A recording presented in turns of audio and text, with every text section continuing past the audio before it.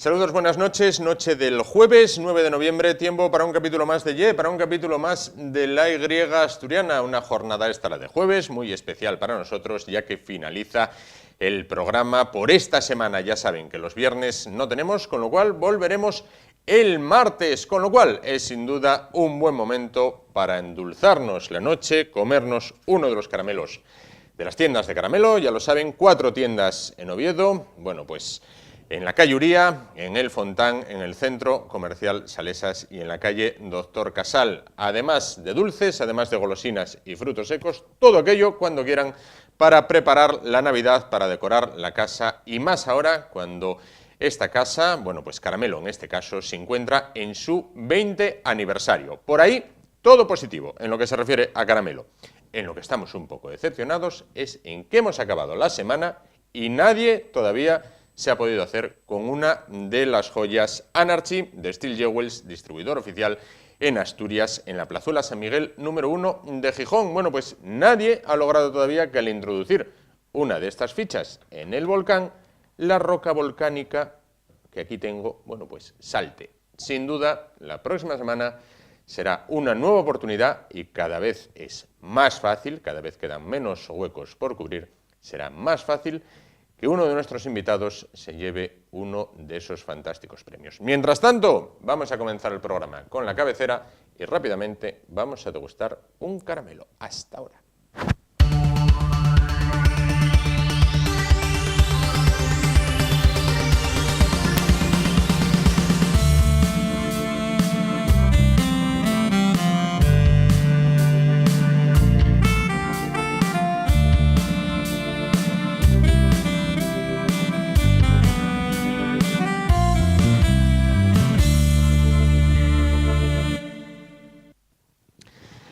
Bueno, pues comenzamos con un tema que es noticia, que está en la portada prácticamente de los diarios regionales, ya ha tenido minutos en radio y televisión y queremos hacernos eco de este asunto. Bueno, pues planea sobre el Principado de Asturias la idea, la intención de promover la cooficialidad de la lengua asturiana. Bueno, pues parece ser que no todo el mundo está de acuerdo, no parece tan clara esa demanda social tan enorme de la que hablan, bueno, los impulsores de esta cooficialidad, y se ha creado una plataforma contra la cooficialidad. Bueno, esta noche tenemos con nosotros a uno de sus integrantes, Pablo Portilla. ¿Qué tal? Buenas noches. Buenas noches, Juan. Bueno, ¿qué es y por qué se forma esta plataforma? Bueno, en primer lugar, sí me gustaría dejar claro que esta plataforma surge porque vivimos en un país, vivimos en una comunidad autónoma en la que la necesidad que parecen tener los políticos de legislar absolutamente sobre todo es tremenda. O sea, en España en general se legisla de qué color tienen que ser las sombrillas, a qué hora puedes abrir un negocio, a qué hora lo puedes cerrar y obviamente pues legislan hasta de en qué lenguas tienes que hablar y en qué momento tienes que utilizar cada lengua según deciden los políticos. Digo esto porque en qué lengua tienes que educar a tus hijos. ¿En qué lengua tienes que educar a tus hijos? Que es lo que nos preocupa pues a la gran mayoría de los miembros de esta plataforma. Y digo esto porque en Estados Unidos, por ejemplo, en su constitución no hay declaración de una lengua oficial de los Estados Unidos. Eso es una cuestión que aquí se introdujo en la Constitución, el querer poner que todas las lenguas tenían que ser, además, o podían ser oficiales en sus respectivos territorios, y tenemos lo que tenemos y estamos en la situación en la que estamos actualmente en España. Entonces, ¿por qué surge? Surge porque desde hace muchos años, pero muchísimo más, desde el 2014, desde el 2014-15 con la entrada de la LOMCE, con la exconsejera anterior, Ana González. De Ana González hay una historia pues muy curiosa y que define muy bien en qué situación está esta gente que legisla para los demás, que poniendo el asturiano en primaria para todos los niños y quitando el francés de secundaria porque había que escoger con el asturiano para hacer la trampa con el problema que tuvieron con la LOMCE, ella a sus hijos los lleva a estudiar secundaria a Milwaukee. Y eso está publicado en el año 2015 en El Comercio, que además presumía que como se lo podía permitir porque ganaba 10.000 euros, porque eso costaba 10.000 euros y se lo podía permitir por ser consejera, que era muy importante porque era fundamental para sus hijos saber inglés para el futuro, que era más importante que una carrera. Pero para los demás, lengua asturiana. Predicando con el ejemplo, ahí estamos. Entonces, ¿por qué surgimos? Porque nos oponemos a esto rotundamente, porque creemos que no existe demanda social para que se estudie rectifico, para que el bable sea lengua vehicular en la enseñanza. La demanda para el estudio la conocemos realmente porque ya se puede estudiar lengua asturiana en la educación asturiana.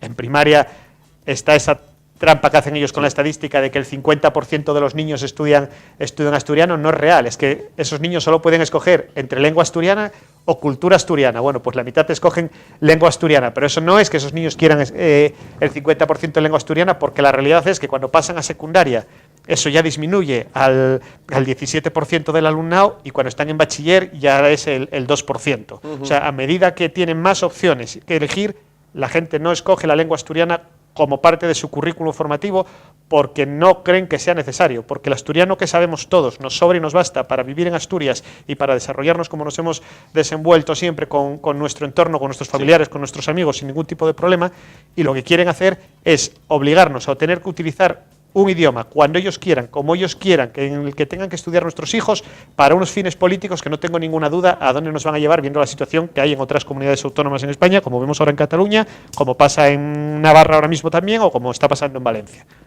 Entonces, denuncian ustedes que esto puede ser un germen de una catalanización o de tomar como modelo Cataluña con lo que pasó, donde una familia se ve negra para que su hijo estudie en español y tenga que hacerlo todo en catalán. Y que tampoco tenemos que irnos solo a Cataluña. Es que ahora hay un tema ahora curioso en Valencia. En Valencia tienen 3 líneas educativas según cómo escojas el idioma: valenciano, valenciano, castellano, español, español, y una combinación de inmersión lingüística. Pero ahora han aplicado desde este año el bilingüismo en inglés. Pero solo pueden tener acceso al bilingüismo en inglés aquellos alumnos que escojan el programa en valenciano, y toman esta decisión porque hasta ahora solo 7 de cada 10 alumnos de la Comunidad Valenciana escogían el programa en valenciano. Ah, bien. O sea, claro. Es que siempre es buscar el fomentar algo que la gente no está queriendo. O sea, ellos detectan un problema para sus intereses, que es: la gente no está comprando el producto que yo quiero vender, pues tengo que obligar de alguna manera para que compre mi producto. Porque en el fondo es lo que está ocurriendo con esto. ¿Por qué en las encuestas que salen sociolingüísticas, de estas que hace el Euskobarómetro para la Academia de la Lengua, salen resultados muchas veces positivos? O aparentemente disfrazados de positivos. Porque es un tema muy romántico. O sea, ¿quién se va a oponer a la lengua de su tierra? ¿Quién tiene nada en contra del asturiano? Nadie. Si a mí el asturiano me gusta, si yo tengo una amplia biblioteca de asturiano en casa, si podría recitar 1000 cosas en asturiano, pero me gusta en ese nivel. No creo que sea ni de primera ni de segunda con respecto al español, es que es su sitio natural, en una convivencia natural y sana, para desarrollarme con todo el mundo y para convivir con la gente en Asturias. Y quiero que mis hijos conozcan al asturiano, que vivan en Asturias, que puedan vivir en Asturias, pero sin las imposiciones y los traumas que hemos visto que están ocurriendo ahora mismo en Cataluña, donde sin ninguna duda se ha utilizado para adoctrinar a los niños. Lo hemos visto imágenes todos los días, como ocurre en Valencia y como está a punto de ocurrir también en Navarra, que quieren pues lo mismo. Tenían muy claro y muy dividido el programa por las 3 áreas lingüísticas: la vascófona, la mixta y la castellano-española en Navarra, y ahora quieren fomentar lo vascófono porque no les parece suficiente para Navarra el programa que tenían. ¿Qué ocurre además? Que tanto Navarra como Valencia como Galicia, donde el problema en Galicia tampoco es menor, porque en Galicia se ha dado incluso la circunstancia de que, como muchísimos colegios estaban imponiendo la enseñanza bilingüe en otro idioma, inglés mayoritariamente, estaba disminuyendo el interés por el gallego. Sí. Están limitando, poniendo trabas a esos colegios que fomentan la enseñanza bilingüe en inglés. Y son todo comunidades en las que eso se llegó a ese tipo de desarrollo gobernando partidos de centro-derecha. El Partido Popular en Galicia, el Partido Popular gobernó en Navarra, el Partido Popular gobernó en Valencia. Aquí tenemos al PSOE. Y el PSOE pues está atravesando... A día de hoy, el gobierno ha dicho ayer que este PSOE, que gobierna actualmente el Principado, no va a declarar la cooficialidad. ¿Eso les tranquiliza?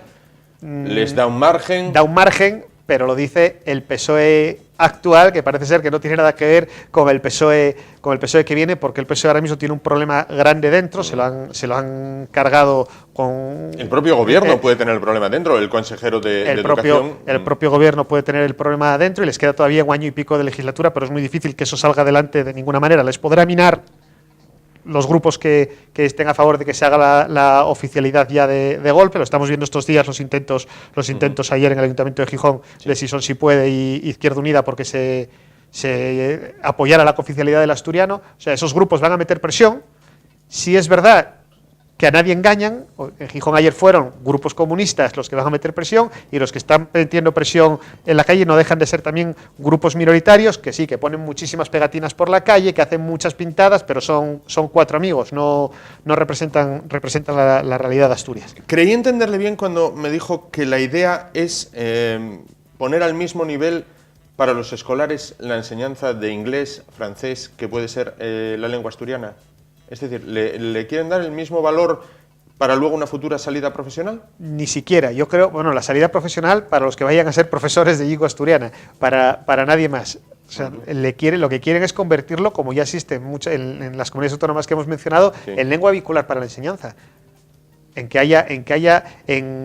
Galicia incluso ocurre, hablábamos de Galicia antes, incluso ocurre, si no cambio la ley, que el gallego sea lengua vehicular depende de la elección de los padres de la clase. Es decir, que si tiene la mala suerte de vivir uno en un sitio en el que su clase son 20 alumnos y 17 o 15 escogieron que la lengua vehicular para la enseñanza quieren que sea el gallego, las clases van a ser en gallego. Entonces, bueno, es contrario a lo que es luego el día a día, porque uno va a Galicia y no tiene ningún problema en relacionarse con los gallegos en ningún momento. Uno va a Valencia y no tiene ningún problema con los valencianos. El problema lo generan los políticos, con su manía, con su necesidad de meterse absolutamente en todo para buscar nichos de control y nichos de poder en los que nos van aislando a los ciudadanos, nos van quitando libertad para que podamos tomar decisiones en la enseñanza, tomar decisiones en nuestras vidas y en nuestro futuro. Correcto. ¿Han calculado el gasto que supondría para Asturias poner en marcha la cooficialidad? Bueno, eso es difícil, pero sí nos podemos hacer una idea de hacia dónde va a ir, porque tenemos otras políticas que se hacen en Asturias recientes de ingeniería social, como por ejemplo el salario social, que empezó en 10 millones de euros hace 10 años y está ya en 120 millones de euros anuales. No tenemos ninguna duda que desde el primer céntimo que se vaya a meter en la imposición del asturiano en la población y en la enseñanza, va a seguir multiplicándose por 10 en nada, en muy corto tiempo. Entonces, dar una cifra es muy difícil, pero desde luego van a tener que pagar profesorado, van a tener que pagar más funcionariado, o van a obligar a los funcionarios que están ahora mismo a aprender asturiano y que tengan un certificado, y en base a qué, y quién lo va a dar, y quién va a generar respuesta a lo que una oficialidad trae. Porque es muy bonito, como decíamos, y muy romántico el pensar en la oficialidad. De hecho, en las encuestas estas sociolingüísticas, pues tenía el porcentaje, lo había mirado, el 70% de las personas en Asturias ve bien que la lengua sea optativa.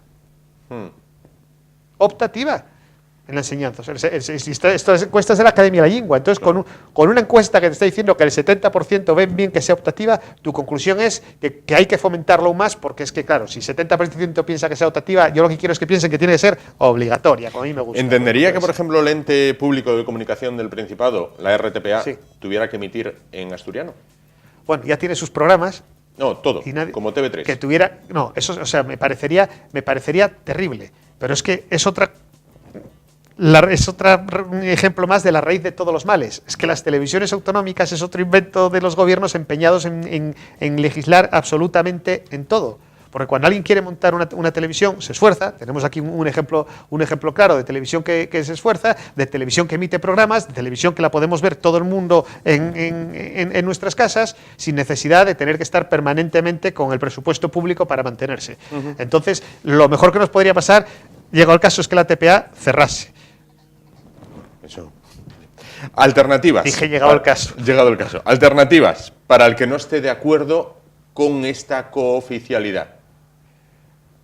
¿Llegado el momento o ahora mismo? Ahora mismo, llegado el momento. Ocurre ahora mismo una circunstancia, por ejemplo, de los 31.000 alumnos que hay en la concertada en Asturias, hay 1.200 o 1.300 nada más estudiando ahora mismo lengua asturiana. De todos los colegios que ofertan secundaria en Asturias de la concertada, solo hay 5 que tengan lengua asturiana. Luego la demanda no existe. O sea, la alternativa está y no existe. Y si fuera una alternativa laboral real y viable, toda esta gente que nos lo quiere imponer para colocarse, lo que harían sería montar academias en Oviedo, en Gijón, y la gente iríamos a las academias y llevaríamos a nuestros niños a esas academias. Como se va a la academia de inglés, como francés, se va a la academia de inglés, alemán, chino y árabe, que lo tenemos ahora mismo en Asturias, hasta en pueblos hay academias de chino y árabe, porque hay demanda. Pero es que no existe esa demanda del asturiano. Y menos, bueno, hay un dato que a mí me llama mucho la atención, que de los encuestados por la que presentaron en este año 2017, la encuesta lingüística, de los encuestados el 90% decían haber tenido, o ellos, o sus hijos, o sus padres, o sus hermanos, clase de asturiano en algún momento. Bueno, puede ser, me lo voy a creer.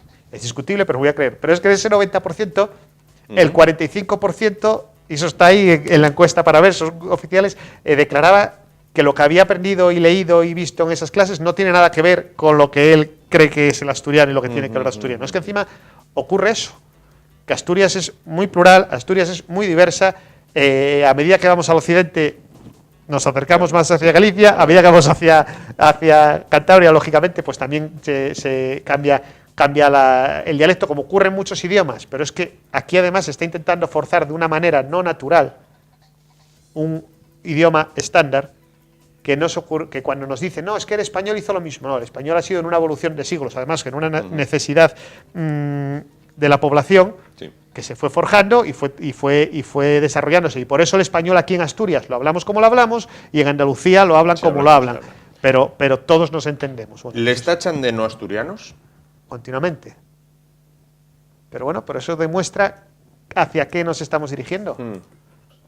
Al que esté fuera de lo que dice el órgano oficial, va a ser tachado de antiasturiano, de malos asturianos, o nos llamarán lo que quieran, pero al revés. Yo es que creo que ellos son los antiasturianos y los antiespañoles, porque con sus decisiones nos empobrecen culturalmente. Y Asturias es una comunidad que si tiene fama hacia afuera es porque somos tierra de acogida siempre y hemos sido... Se emigró mucho, pero la gente que vino aquí siempre se sintió siempre bien y hemos sido gente abierta. Aquí vinieron un montón de extremeños y andaluces cuando estuvimos con Ensidesa o con la fábrica de Mieres en los años 50, 60, 70 y se integraron perfectamente, siguen viviendo perfectamente, muchos incluso personas mayores mantienen su acento perfectamente y a esa gente que viene aquí, que tiene a su hija preparando unas oposiciones para presentarse a cualquier plaza que convoque el Principado, le va a decir después la hija de 3 años estudiando, de haberse esforzado toda su vida para trabajar, para que la hija pudiera tener una carrera, le va a decir ahora que no, es que su hija no tiene el certificado C1 que la aplique para poder trabajar en la administración asturiana. Es un sinsentido, sinsentido y eso la gente lo tiene que ver. A mí sí me preocupa que la gente no vaya a responder. Porque es verdad que juegan con el tema sentimental romántico en torno a la lengua, juegan también con la agresividad en la política y eso a la gente la mantiene al margen porque la gente tampoco quiere meterse en problemas. Pero es que tarde o temprano, y lo hemos visto en Cataluña, los problemas llegan. Y creo que Asturias y los asturianos sabemos cortar las cosas a tiempo. Eso también nos caracteriza. En eso somos también buenos los asturianos y somos buenos asturianos. Y esto hay que cortarlo de raíz para que esta gente entienda que no pinta nada lo que están haciendo, que es una patochada tremenda y que nos retrotrae a situaciones de enfrentamiento que no teníamos en Asturias en 100 años. Pues queda clara su posición, Pablo Portilla, miembro de la plataforma contra la cooficialidad. Bueno, pues esa cooficialidad que ahora mismo es noticia y que está sobre la mesa. Bueno, vamos a ver si existe esa demanda social que dicen tan clara o no existe. Bueno, vamos a ver en qué para el asunto. Esto tendrá continuidad, me imagino, no se va a quedar aquí, sin duda. Pablo Portilla, ¿es usted un hombre con suerte? Pues no lo sé. Hombre, ¿por qué? Vamos a ver, vamos a invitarle a participar en el juego del volcán. Vamos a ver, ahí lo tiene. Va a cogerlo en su mano, adelante, y va a coger una de las fichas, naranja o amarilla, la que usted prefiera. Bien, se trata de que introduzca la ficha en una de las ranuras libres. Si no pasa nada, nada, así se quedó. Si la roca volcánica salta, bueno, pues se llevará una de las joyas Anarchy, distribuidor oficial de estas joyas de acero Steel Jewels en la Plazuela San Miguel, número 1 de Gijón. Bueno, ahí tienen la información sobre impresa. Pablo, adelante, pruebo suerte. con mucho tacto, con mucho tino, vamos a ver si me toca hay suerte y estropeo la suerte no. para la Lotería Vamos a ver. Nacional. Allá va, allá va, allá va. No hubo suerte en este caso, no hubo suerte. Se resiste todavía a salir, pero ya saben, mañana será una nueva oportunidad y aquella persona que participe lo tendrá más fácil, ya que queda una ranura menos, de llevarse, bueno, pues esa joya Anarchy que aquí tengo, cuyo distribuidor oficial está en Gijón, en la Plazuela San Miguel número 1. Pablo Portilla.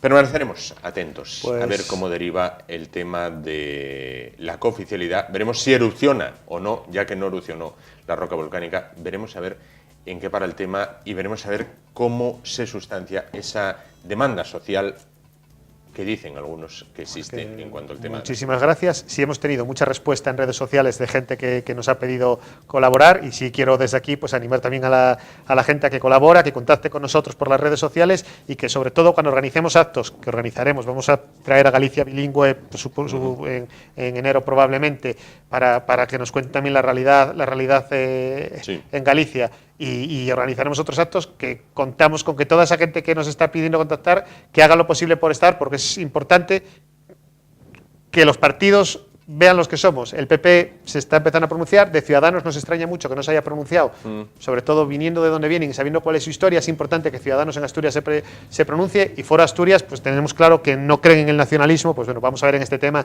tienen el tema de Morillón, Ignacio Iglesias ahí, que es a ver por dónde se posicionan, ¿verdad? Muchísimas gracias. Pablo Portilla, muchísimas gracias. Nos vamos a publicidad, en un momento continuamos con el programa de hoy. Hasta ahora.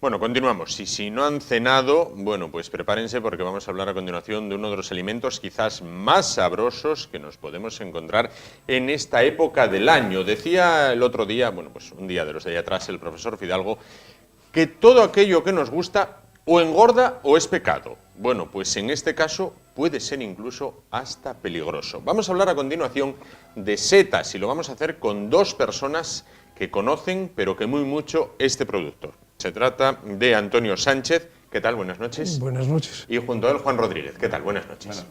Ambos son miembros de la Sociedad Micológica de Pañeda, en el concejo de Siero. Bueno, Antonio, Juan, estamos en época de setas. ¿Va a ser buena temporada a priori o la sequía puede, la pertinaz sequía que se decía antes puede...? Sí, la época diríamos que normalmente es estupenda, aunque Asturias es buena casi todo el año, ¿sí? Salvo un periodo invernal, pero casi todo el año. Sin embargo, ahora tenemos un problema con la sequía, ya se ve, es decir, las setas necesitan agua, más del 90% son agua. Es decir, que si no llueve vamos a tener problemas seguro. Claro. Y nosotros, como queremos una exposición donde exponemos todas las especies que podamos diferentes, pues va a ser complicado que haya. Va a ser complicado lograrla. Sí, va a ser, necesitamos agua. Claro, claro. Que no es bueno para todos, pero... Bueno, Juan, vamos a ver si llueve o no llueve, a ver, en contra eso nada podemos hacer. ¿Abundan en Asturias las setas? Sí, abundan en variedades. En cantidad comestibles, no. Ahora, variedades, sí, porque la climatología que tenemos de agua abundante, temperaturas buenas, propicia que haya muchas especies. Claro. ¿Cuáles son las más comunes en Asturias? Dado lo que decía Juan, nosotros tenemos un hábitat muy diverso, eso hace que haya de todo. No tenemos como diríamos en la zona de la meseta, es un hábitat que permite, además tienen bastantes arboledas y tal, que permiten tener cantidad de ellas y cantidad de buenos comestibles. Claro. En Asturias, ¿cuáles son buenas? Pues tenemos interesantes para la cocina, pues los boletus. Pero los boletus, diríamos, dentro del grupo de los 4 grandes, tenemos 3 especialmente, que serían el boletus edulis, el boletus aéreus o boleto negro, y el boletus estivalis, que son similares, de calidad muy buena. Después tenemos una seta excelente que es el rebozuelo, Cantereros cibarius. Sí. También tenemos otras setas interesantes, que son, por ejemplo, las enderuelas, que aparecen bastante. Aquí es muy común la lepiota, la macrolepiota procera también. Claro. Entonces, ¿qué haces? Unas son saprófitas y otras son forman micorrizas, son simbióticas. Entonces, ¿qué significa ser simbiótica? Que las vas a encontrar cerca de bosques, en árboles, en la arboleda. Las saprófitas a veces están en el bosque, pero generalmente también están en el prado. En el prado. Bueno, ¿y cómo saber cuáles son venenosas? Bueno, nos ha traído una cesta, proceda a ello, puede enseñarlas a cámara si quiere. Sí. Bueno, ¿cómo saber cuáles son venenosas? Porque es la pregunta al millón. Dicen, oye, fui a dar una vuelta por el bosque, por el monte, encontré estas setas. Pues ahí va. Entonces, no hay una regla general. Ajá. Ninguna regla general. Bien. Todo lo contrario. Pero entonces nosotros lo que hacemos es acotar. Sí. Vas acotando. Y una vez que te dices, bueno, pues me encuentro entre rúsulas, Sí. por ejemplo, que son unas setas que parten como la tiza, y algunas son muy buenas.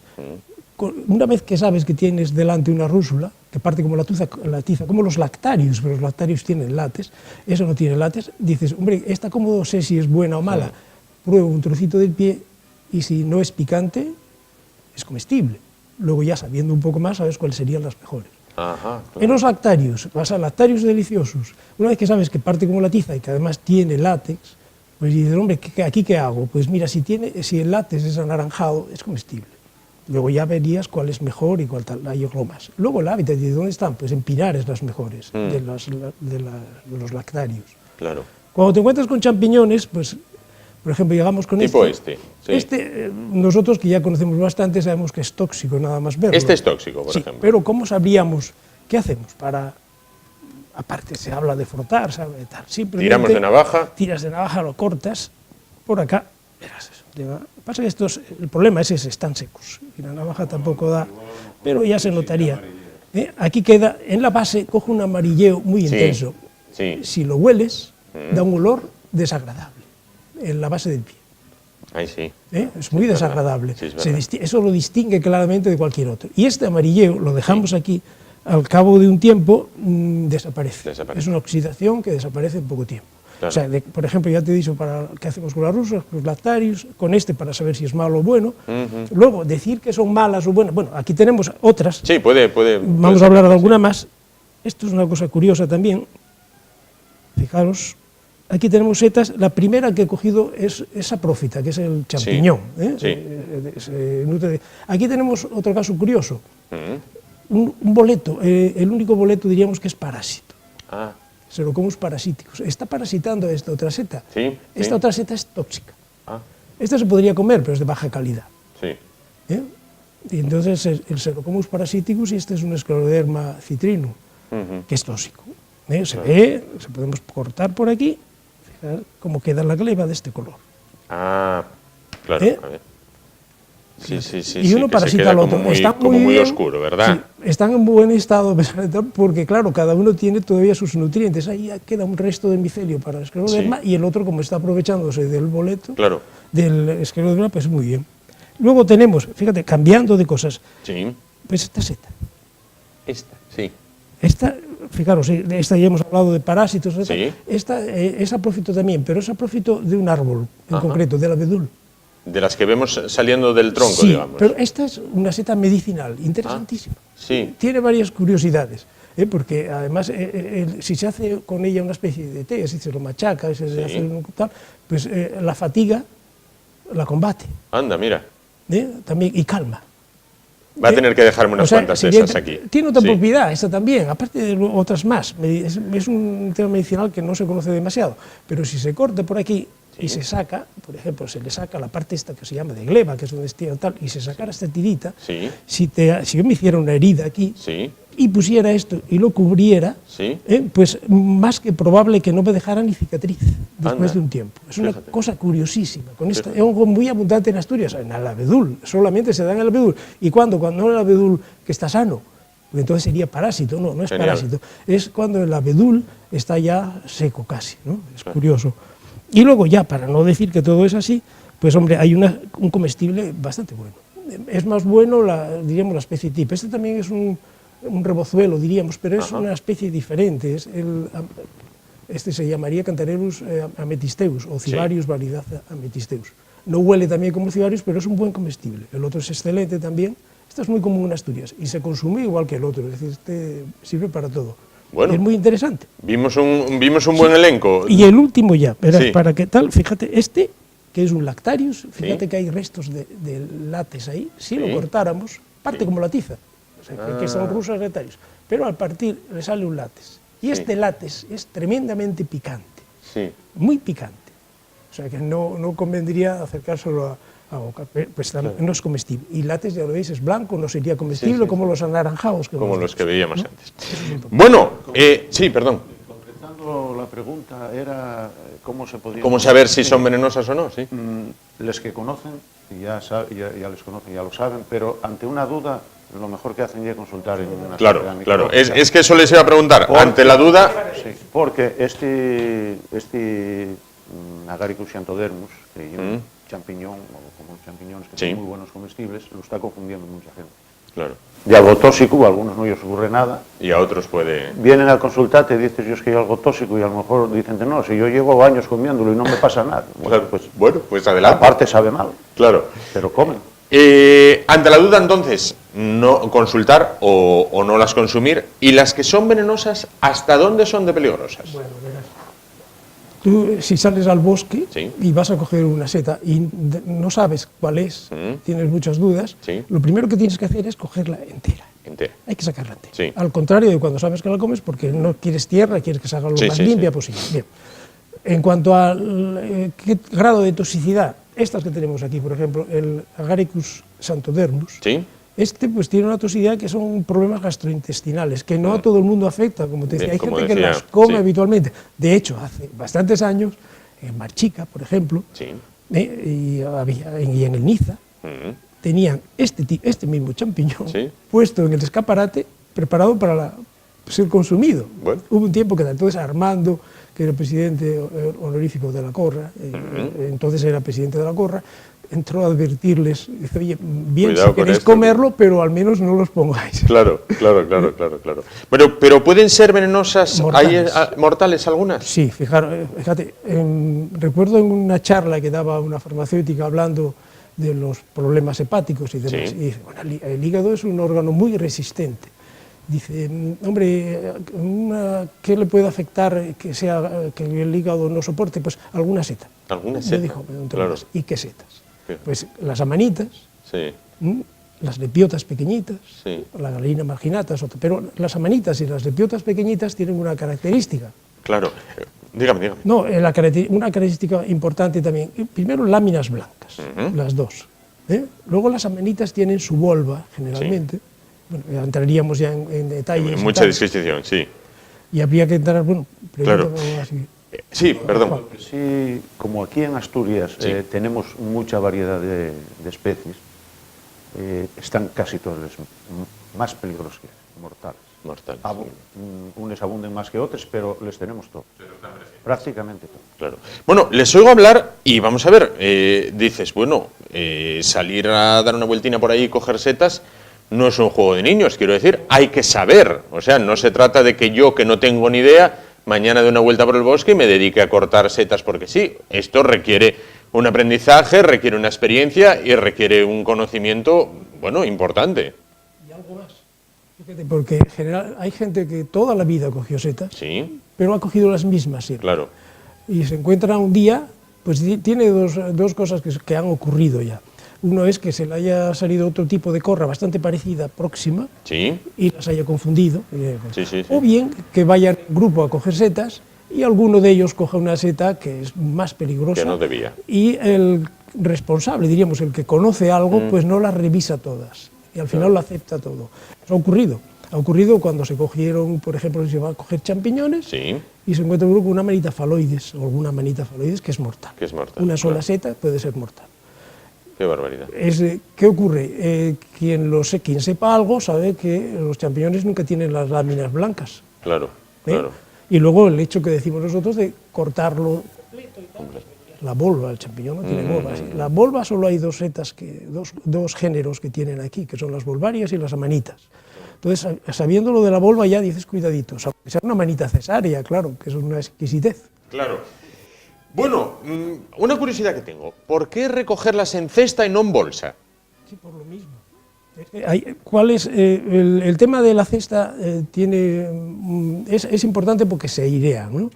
No quedan en la bolsa, no tal. Y luego las esporas, es decir, a través de una cesta de estas, las esporas se van colando, es decir, van cayendo, que son las que van a permitir que se siga produciendo hongos en más sitios. Claro. Es decir, ayudas a las dos cosas. Claro, claro, claro. Bueno, ustedes dan charlas y hay una exposición de la que me hablaba antes que iba a ser difícil que este año luzca como otros años. ¿Por qué, Juan, va a ser difícil la exposición? Me va a hablar usted de la exposición y usted de las charlas, ¿vale? ¿Por qué? Muy ¿Por qué difícil entonces? que sea una exposición a nivel de años anteriores, porque hay una seca Importante. terrible. En Asturias hay muy poco. Pasamos a León para la exposición también, porque para completar la exposición tenemos que traer setes que no se dan aquí. Y en León no hay nada. Aquí poco, en León nada. Entonces, todavía tenemos un margen de una semana para que llueva, porque si llueve después de la semana, que pase la semana, ya tarda a lo mejor. Claro. Entonces, lo vemos difícil. ¿Cuándo y dónde tienen esa exposición o está prevista? La exposición está prevista para el día 12 y en las escuelas, antiguas escuelas de Pañeda Nueva, en el Concejo de Sía. En el Concejo de Sía. Sí, todos los años la hacemos allí. Bueno, pues ya lo saben, se logre o no se logre más o menos cantidad, pero bueno, una interesante exposición el día 12 en las escuelas antiguas de Pañeda, en Siero. Las charlas, ¿en qué consisten? ¿La gente está interesada? ¿Cuándo son? Cada vez hay más interés. Bueno, nosotros damos un curso de setas, un curso micológico, y las charlas donde nos soliciten. Bien. También en las charlas, pues el público es muy diverso, hay que hacerlo así. Bueno, pues la gente pretende siempre, eso es lo clásico, pues las malas y las buenas. Claro, claro. O sea, decir, yo quiero salir a comer setas y estas con cuáles se podrían confundir. Y en torno a eso, en torno a anécdotas, hay muchísimas anécdotas con los hongos.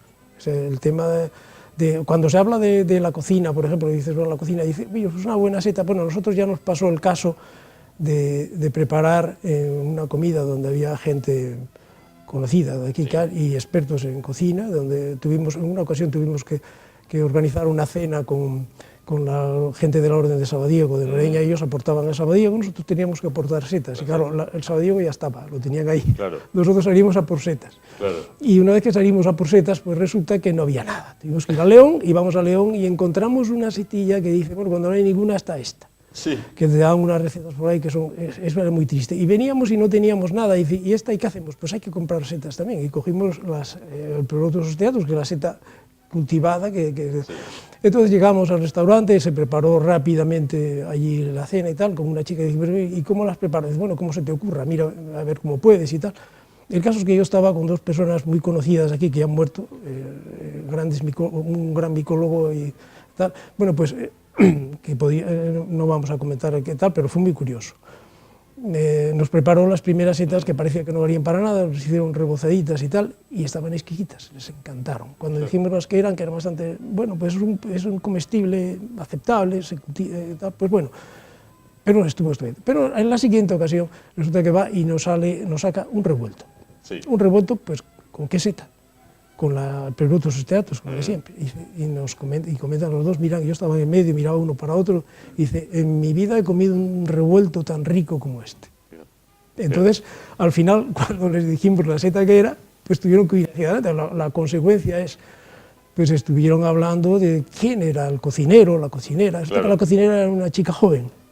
Entonces ahí ves a uno de ellos escribiendo unas odas y unas cosas, y todos encantados. Fue un éxito. Fenomenal. Significa que un buen cocinero puede salvar una buena cocina, y al contrario, una gran seta se puede estropear si no se cuida bien. Claro. Bueno, para finalizar, Juan, a usted particularmente, ¿cómo es como más le gustan? Bueno, depende de la especie, pero los boletus laminados a la plancha la seta de cardo también, pero está muy bien aquí en Asturias que abunda cuando en las primeras lluvias los champiñones simplemente al ajillo, fritos al ajillo. Optamos quizás por lo más sencillo, que puede ser lo más rico. Y lo que más fácil puedan aquí en Asturias conseguir, porque la de cardo no la hay, boleto sí.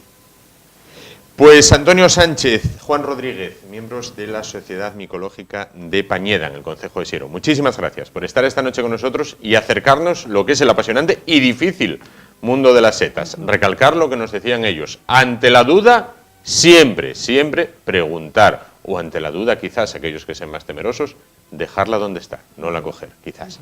Ya lo saben, si salen a dar una vueltina, si ven unas setas, si ustedes no conocen la materia que tienen entre las manos, preguntar, que hay gente que sabe y mucho, y además estarán encantados de ayudarles. Nos vamos a publicidad y en un momento volvemos y continuamos con el programa de esta noche. Hasta ahora.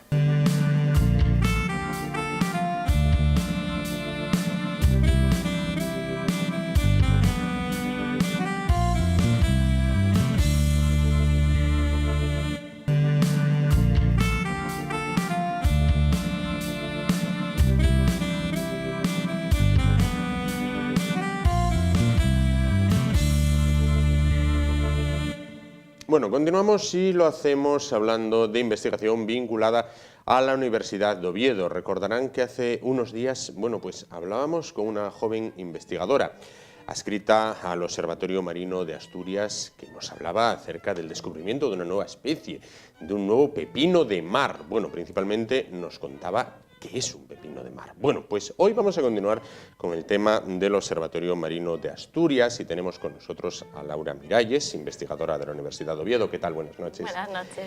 Bueno, pues si a la investigadora de la semana pasada le decíamos, como decía Cristóbal Colón, que el mar dará a cada hombre una nueva oportunidad, bueno, pues con Laura vamos a hablar acerca de una investigación realizada por su grupo investigador, el grupo al que ella pertenece, en el cual, bueno, pues dentro de una botella de agua de mar se ha observado el ADN que contiene el mismo para detectar las posibles especies invasoras. ¿Más o menos es así, Laura? Sí. Más o menos. ¿No? Profanamente entiendo que se pueda explicar así. Bueno, ¿qué es lo que habéis realizado?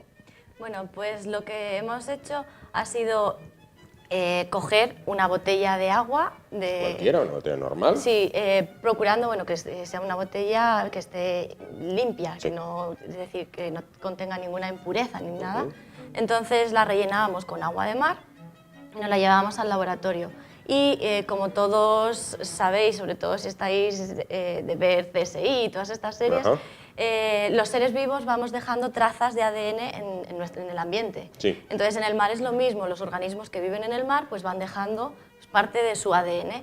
Entonces tomando el agua y filtrándola podemos sacar el ADN de los organismos que vivían ahí. Claro. Entonces lo que hemos hecho ha sido sacar todo el ADN de esa botella de agua, de ese litro de agua que cogíamos, y lo hemos comparado con las especies que sabíamos que estaban ahí. Y hemos visto que efectivamente, cogiendo simplemente un litro de agua de mar, pues comparable con un estudio de diferentes investigadores, de diferentes taxónomos, etcétera, cogiendo todos los organismos que representaban en la zona. Es decir... ¿Habéis analizado las huellas que dejan, en una palabra? Sí, el ADN que han ido dejando en Claro. el ambiente en el que viven. Claro, en distintos puntos de la costa asturiana, ¿no? Sí, hemos cogido en los puertos, los 8 puertos más representantes de lo que es Asturias, y también en 2 estuarios, en el de Villaviciosa y en el de Leo. Bien. Y esto, ¿habéis observado que haya más especies? Bueno, habéis detectado especies invasoras, entiendo, ¿no? Por lo que nos mandaba la nota de prensa de la universidad. ¿Habéis detectado que haya más en algún punto de la costa asturiana o se reparte por igual? No, cada puerto, cada sitio, cada punto tiene sus peculiaridades. Bueno, decir que aparte de detectar las especies invasoras, gracias a esta metodología podemos detectar todas las especies que están ahí, o bueno, casi todas las especies que han pasado por ahí. Luego, en base a los listados de especies que nos dan, decimos, bueno, estas son las nativas, estas son las invasoras. Salían más de 300 especies diferentes en toda Asturias y bueno, En cuanto a la pregunta que me decías... Sí, si se repartía por igual las efectivamente. especies invasoras, o dices, no, mira, aquí hay más que en otro lado. No, bueno, hemos encontrado poquitas, no significan una gran invasión en Asturias, sino simplemente que las hemos detectado. Y, por ejemplo, encontrábamos en Avilés, tenemos 2 especies, una es un mejillón, que viene de Nueva Zelanda, y otra es un balano. En Llanes tenemos 2 tipos diferentes de gusanos, por decirlo así, entre comillas, que forman tubitos. Luego tenemos una especie que es una especie de lapa, pero bueno, parecida a una lapa, que la podemos encontrar en diferentes puntos de Asturias, no solo en uno centralizado. Y bueno, como decía, cada punto tiene su peculiaridad, no es que haya uno que esté enfocado solo ahí o que todos estén por igual, cada uno es... Claro, y te voy a preguntar, que quizás la gente se lo pregunte en casa, ¿cómo llega un mejillón desde Nueva Zelanda hasta aquí? Pues básicamente la mayoría de las especies vienen en el transporte marítimo. Se adhieren a los cascos de los barcos. Correcto. O incluso pueden venir en el agua de lastre de grandes cargueros. Sí. Y entonces viajan adheridos a los barcos. Pero también puede ser en otras especies debido a la acuicultura. Claro. Son especies que van junto con las especies que se van a cultivar y a la misma vez que proliferan las que se cultivan, pues también proliferan otras especies acompañantes.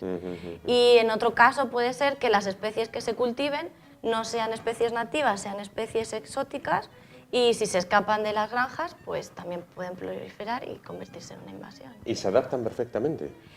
A ver, las especies exóticas hay algunas que llegan hasta aquí, vienen en los barcos o vienen en la acuicultura y pueden sobrevivir y quedarse en una forma basal, por así decirlo, tranquilos, sin molestar a nadie, o pueden morir, es decir, llegan pero mueren, no sobreviven, no hay ningún problema, pero puede darse el caso que al llegar aquí encuentren un hábitat óptimo, empiecen a multiplicarse y entonces se convierta en una invasión. Claro. Digamos que tenemos esas 3 opciones. Claro. Entonces, ¿qué problemas pueden causar a las especies autóctonas si logran, bueno, pues asentarse y empezar a multiplicarse, como bien decías? Vale, pues las especies exóticas, las que vienen de fuera, cada una tiene sus problemas. Sí. Por ejemplo, la mayoría lo que hacen es competir por el espacio. Empiezan a crecer en estructuras, por ejemplo, portuarias o en estructuras, porque hay muchas industrias que están cerca de los puertos, y entonces lo que hacen es tapizar las estructuras, los flotadores de los pantalanes o los tubos de los barcos para ventilar. Entonces ahí son pérdidas económicas. Claro. Porque afectan tanto a la industria como al puerto, como incluso a la sociedad. Claro. Y ni hablar del ecosistema. Entiendo que sea un caso un poco paralelo a este plumero de la pampa argentina que hay en las autopistas, que dicen, bueno, nada, prolifera, es una especie invasora, además crece, nada, echas un poco y ya te tapiza la autopista, ¿no? Bueno, el caso del plumero de la pampa efectivamente es algo que vemos y que ha crecido exponencialmente y sería algo análogo a lo que podría pasar en el mar. Claro. Es cierto que a día de hoy no tenemos ninguna invasión tan radical como la del plumero en nuestros puertos, ni muchísimo menos, y lo que hace que sea tan importante el trabajo que estamos haciendo es que no ocurra lo que pasa con el plumero de la pampa en el mar, precisamente. Porque las especies invasoras, para poder tratarlas, para poder erradicarlas o para poder controlarlas, es esencial tener una detección temprana. Cuanto antes se detecte, más fácil es de resolver. Una vez que están asentadas, una vez que hay una invasión, como pasa con el plumero, es imposible de poder controlar. Bien, habéis hecho público, bueno, pues esta investigación, ¿y ahora? ¿Esto finaliza aquí o es un paso...? No, bueno, estas 2 publicaciones que hemos sacado ahora sobre el ADN ambiental, que lo comparábamos con unos muestreos que se hicieron previos en todos los puertos con lo que es el barcoding, nosotros llamamos barcoding al código de barras de cada animal, por decirlo de alguna manera, que es sacar su secuencia genética para poder identificarlo sin ninguna duda, es decir, esta especie es esta especie y tal. Entonces, primero lo que se hizo fue el muestreo convencional, Después se hizo las nuevas técnicas con un proyecto que se llamaba Alert Tools, que son nuevas técnicas para detección temprana de las especies invasoras, ¿sí? Y descubrimos que, bueno, que es una metodología no solo comparable con la tradicional, ¿sí? Sino que además en cuanto a costes, rapidez y tiene muchísimas ventajas que se podría hacer. Y lo siguiente es el nuevo proyecto en el que estamos embarcados, que se llama Blue Ports, que ahora mismo en vez de centrarnos en los 8 puertos que hicimos, nos centramos solo en el de Gijón. ¿Sí? Estamos trabajando con el puerto de Gijón y lo que buscamos es esas banderas azules para los puertos, sí, sí. De que sean unas zonas totalmente limpias, sí. Entre comillas. Y eso es en lo que estamos ahora mismo. ¿Y se puede lograr? Sí, yo creo que con esfuerzo e implicación de todos sí que se puede lograr. Claro, bueno, citábamos antes el tema del plumero de la pampa argentina que vemos en las autopistas y, bueno, y vemos por todas partes, ¿no? Reflexionaba yo, el hombre tiene prácticamente, bueno, pues observado al milímetro la Tierra, lo que es la superficie terrestre, en el espacio ya hemos llegado a la Luna, ya se mandan sondas espaciales a Marte y a puntos mucho más lejanos. El mar sigue siendo el gran desconocido a pesar de que ahí comenzó la vida, a pesar de que lo tenemos, bueno, pues Asturias tiene costa. Quiero decir que está con nosotros desde tiempos inmemoriales. Pues sí, tristemente, pero totalmente cierto. Más de, bueno, 3/4 partes del planeta es mar, es agua, sí. Y se sabe muy poquito de él. Yo creo que básicamente es porque nosotros no podemos adentrarnos tan fácil como podemos subir a una montaña o podemos ir paseando por la Tierra para poder tener todas esas observaciones. El ser humano tiene limitaciones y en base a la tecnología, pues poco a poco podemos ir conociendo más sobre el mar, pero dependemos mucho de ese desarrollo tecnológico para poder llegar, por ejemplo, a las grandes fosas o poder estar observando el mar al milímetro. Pues claro. Es algo que a día de hoy, pues, a base de submarinos, a base de esos sondas también, sí. Por decirlo de alguna manera. Digamos que vamos adentrando en ese conocimiento, pero dependemos de la tecnología. Claro, esas fosas abisales donde entiendo que haya especies que nunca hemos visto. Efectivamente. Pero bueno, como pasaba la semana anterior, como comentasteis, claro. No hace falta irse muy lejos, sí. Que hay muchas especies que todavía no se conocen y están aquí cerquita. Y están bien cerquita, ¿no? Bueno, pues quizás en el futuro una tecnología más puntera nos permita descubrir, bueno, que hay un poquito más allá de nuestra costa, un poquito más allá de donde nos mojamos los pies, efectivamente. Pues Laura Miralles, investigadora de la Universidad de Oviedo, del Observatorio Marino de Asturias. Muchísimas gracias por traernos, bueno, lo que es la investigación que habéis realizado. Y nada, toda la suerte del mundo para que continuéis ahí poquito a poquito ayudando a conseguir que esos puertos y la costa asturiana, bueno, pues esté de la mejor manera posible. Muchísimas gracias. Muchas gracias a vosotros. Y nosotros nos vamos a la publicidad, en un momento volvemos y continuamos con el programa de hoy hasta ahora.